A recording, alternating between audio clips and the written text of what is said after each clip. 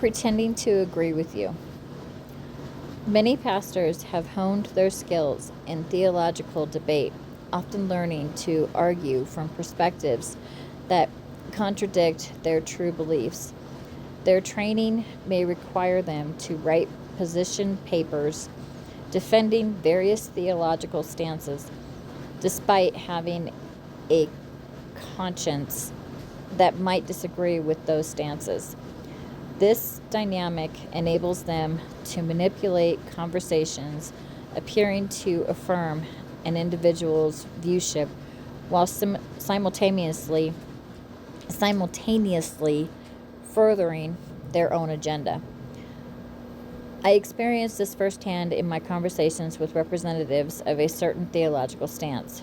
While they agreed with my points about grace, I later realized that this was simply a tactic to manage me, not an indication of their genuine understanding. I observed that an air of deceptive agreement can often precede sharp criticism disguised as friendly advice. Recently, I had an exchange with a pastor regarding 1 John 1:9. Initially, he seemed to support my interpretation, but later he tailored his language to include a hint of legalism under the guise of grace. He made it sound like he was using our words, but he used them to import his own subtle attack on the conscience of believers. This tactic is something I have encountered repeatedly, showing how pastors adapt their language to seem aligned with grace while still promoting a works-based framework. In one memorable conversation, we'll get it out, a YouTube pastor contacted me in an uproar. He was yelling at me over the phone. I was apologetic, wanting to make peace, even though the accusations were false. Something remarkable happened. He abruptly shifted his tone from loud and confrontational to completely soft and measured.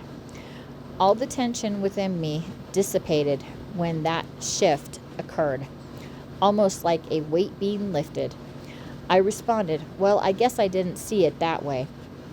I can't recall his exact words, but I remember the essence of the conversation. It ended with us praying together.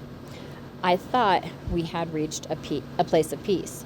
However, an hour later, I realized I had been again manipulated. In a moment of reflection, I even recorded a brief announcement on my YouTube channel. In it, I acknowledged that there had been a misunderstanding. I failed to recognize that he had intentionally ramped up the tension through his shouting. It didn't mean anything to him. Then he gave me a feeling of release from the tension by softening his tone. I've seen this many times. He was trying to elicit a public statement from me for my channel, using my vulnerability against me, and was manipulating my chemistry to do it. Why is it that this works on certain people?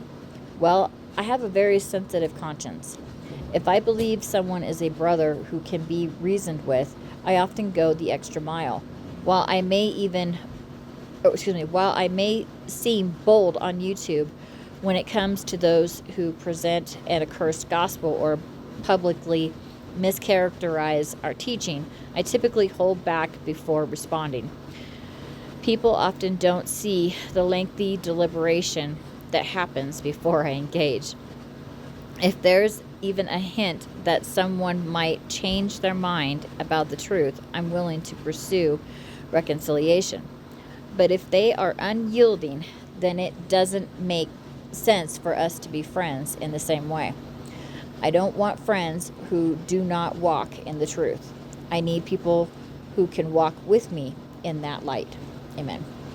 Unfortunately, I have encountered many individuals who adeptly manipulate this sensitivity.